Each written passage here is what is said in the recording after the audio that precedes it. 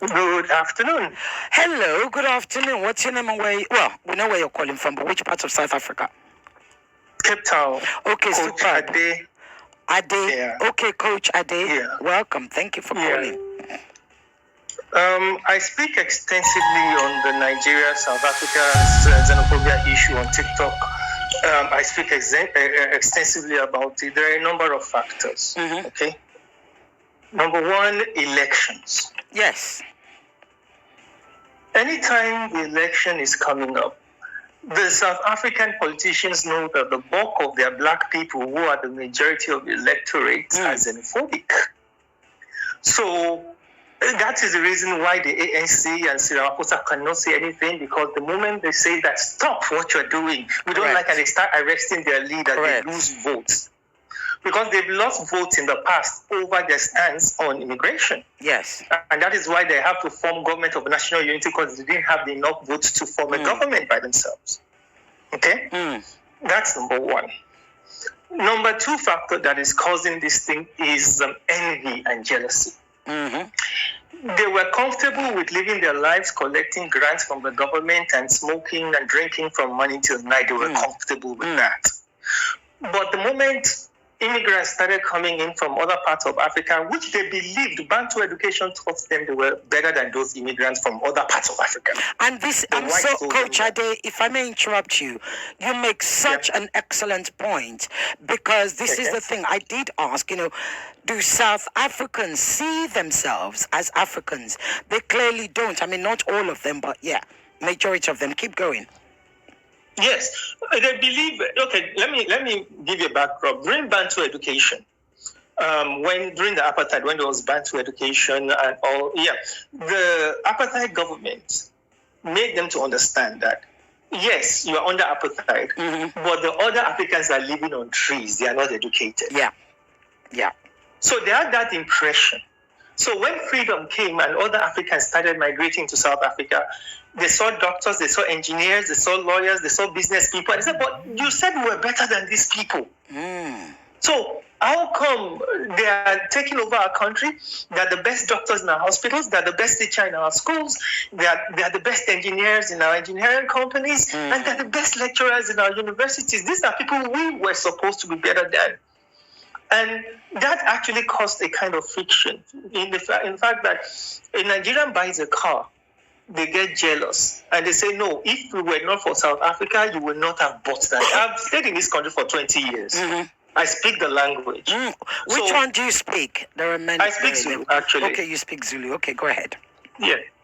So, anytime in Nigeria, there was a time I was driving my car, and one of them said, why are you driving our car? Why can't you go in your country and buy a car? So what car were you driving? It was just a Mercedes. Wow. And the person called it our car?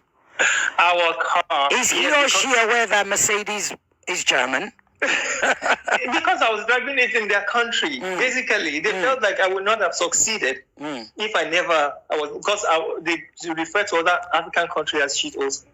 Sorry, I'm sorry, that country. Go ahead. So they feel like they are better, even though if an average South African that stays in a shack that does not even have a source of income believes is better than Dangote because he's a South African. We see that in the comments, actually, yes. Yes. So, like I said, there are a number of factors.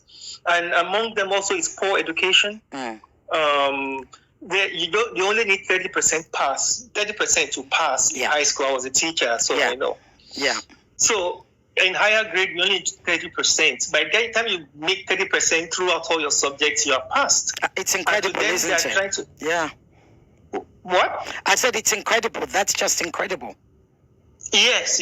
So their level of interaction, their level of engagement, their level is relatively poor. There are very few sound ones among them.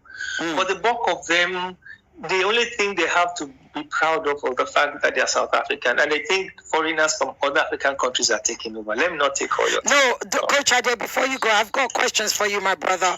You can't just go like that. You've dropped some really salient points. Thank you so much for calling in. I think everybody's listening to you because there are no calls coming in. So I've got to ask you some questions. What do you do now, if I may ask? Well, I retired as a teacher 20 years ago. Oh, wow. I retired as a teacher. I've been a teacher for 20 years. I retired 2018. So I'm into personal business now. Okay. I do consultancy, yes. Okay, so as a teacher, how were you received as a teacher by the students, as a Nigerian? Okay. As a Nigerian teacher at that time, they had this impression, the students had this impression that you are hungry in your country, and that is why you are here. Did they actually say that to you? Express they have that. They have that impression. They have that impression, and the reason why I took an early retirement is because if to everybody listening, and if there are teachers that work in South Africa, they know this, that it's traumatizing working as a teacher in South Africa, because especially in a government school, because the children come with guns and knives and all kind of things to school. And apart from that, there's so much freedom. They're allowed to be gay, they're allowed to be lesbians, and they try to exercise that in the school premises, that you can't say anything. And that's even none of my business. But you go for a weekend, and you get to school on a Monday.